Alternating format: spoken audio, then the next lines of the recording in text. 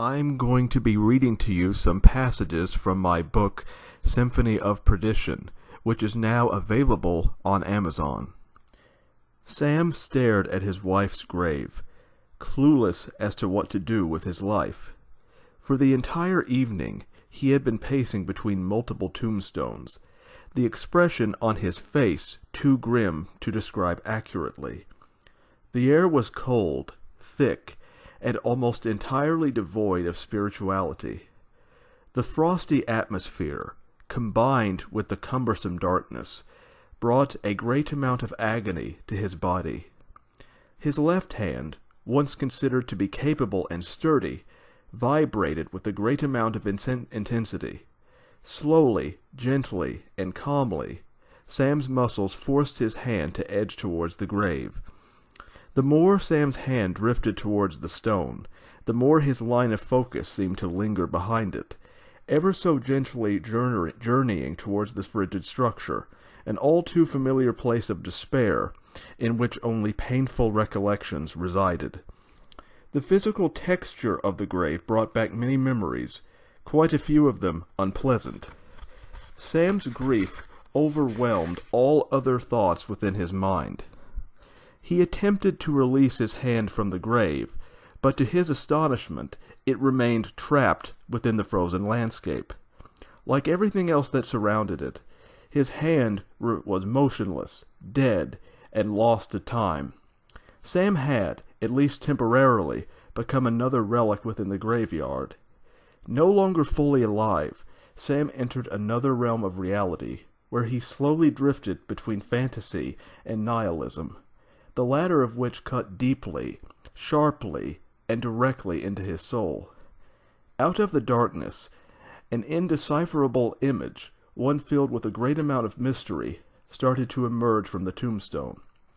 At first, the image appeared to be a formless shadow, but after several seconds of silence, the shadow started to change its appearance, eventually transforming into a face. Sam gasped, completely shaken by the unnatural apparition that presented itself to him. The eyes, not to mention the nose, ears, and mouth, appeared to be very familiar to him. The face stared at him, not bothering to say a word. Very discreetly, and without any effort at all, the face developed a delicate smile. Far from being hostile, the smile evoked a sense of warmth, one of several feelings that had abandoned the landscape. Sam stood perfectly still, breathless and calm, with only a handful of emotions to guide his actions. For the first time in many years, Sam felt a sense of tranquility, an emotion that had been missing from his agonizing existence. Without proper warning, the face started to glide forward, stopping just several inches from Sam's lips. The face opened its mouth, almost as if to speak, but it was soon silenced by the powerful sounds of the wind. From left to right, the wind ravaged the landscape, mostly to the detriment of the tombstones, some of which succumbed to the forces that oppressed them. Sam grabbed his throat, shivering while doing so. Previously obscure and unfocused, the features of the face, and in particular the eyes, started to evoke a sense of radiance. The high, robust cheekbones, as well as the blood-red lips, which had previously been undetectable, triggered a sense of lust within Sam, someone who had rarely, if ever, been privy to such an intoxicating display of allure. The face moved towards the center of Sam's lips, stopping only briefly, before finally embracing him. Sam closed his eyes, pleasantly surprised by the kiss that had been bestowed upon him. The concept of reality, of facing the truth, did not matter to him. In his world of fantasy, everything appeared to be possible, not excluding the restoration of the dead. Slowly but surely, the cold air, along with the strong wind, started to disappear, only to be gradually replaced by heat. At first, the heat soothed Sam's skin, but with every passing second, including seconds that had been completely lost to time, the air became progressively adhesive. Over the course of several moments, and without almost any effort to speak of, the heat took on a life of its own. The sweat erupted from Sam's skin, tearing, clawing, and ripping its way through his soft, freckly flesh. A violent moan vibrated its way out of his throat, the agony steadily increasing. The sweat drizzled down his neck, at first rather tranquilly, before finally increasing in speed. After several more moments of despair, Sam's lips lifted themselves open, sweat erupting from their swift and uneven movements. The perpetual darkness, previously considered to be an eternal force, had perished from the environment, seemingly for all time. In its place entered a soft and swaying light, comparable to that of sunlight. The sunlight, though seemingly hostile, provided a great amount of serenity. The sounds of birds, a pristine wildlife, engulfed the landscape.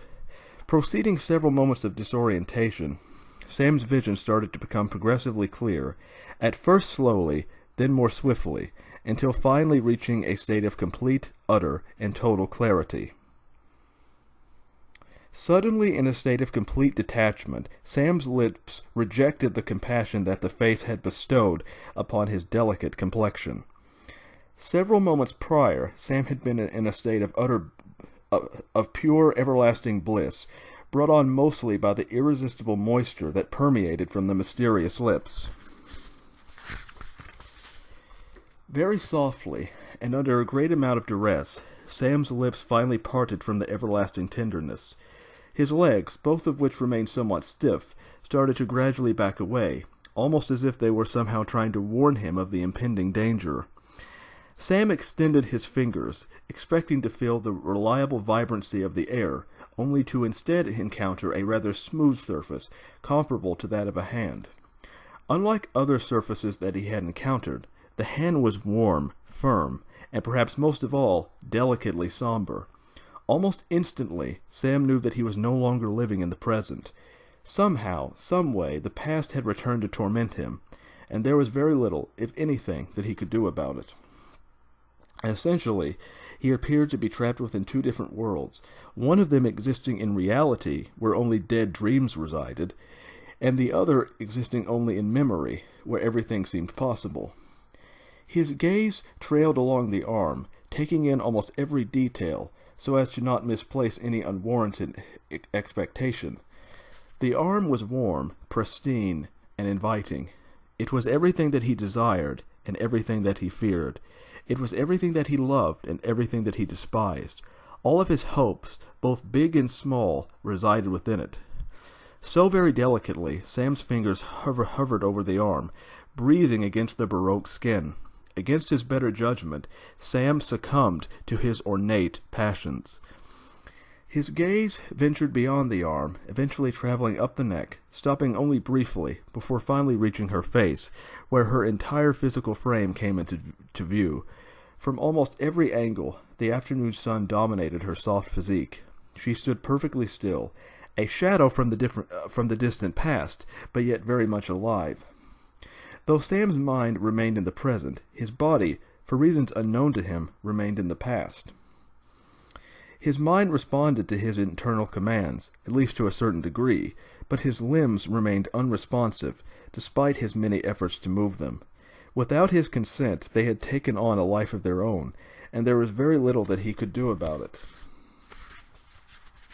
Sam surveyed his surroundings, one step closer to retrieving the recollections that he had lost. The wind, paired with the sensual clouds, triggered all of his senses. The nearby trees, most of which were filled with a great amount of color, whispered to his inner thoughts, as if they somehow sensed his uneasiness. The dusty ground, in contrast, remained firm and unresponsive. The ground looked up at him, only semi-aware of his presence. And those are the only passages that I'm going to read for now. Dialogue starts after those passages, and I'm not very good at reading dialogue. So I hope you enjoyed my reading of my book, and again, a link will be available in the description section if you want to check it out, and I'll see you next time. Goodbye.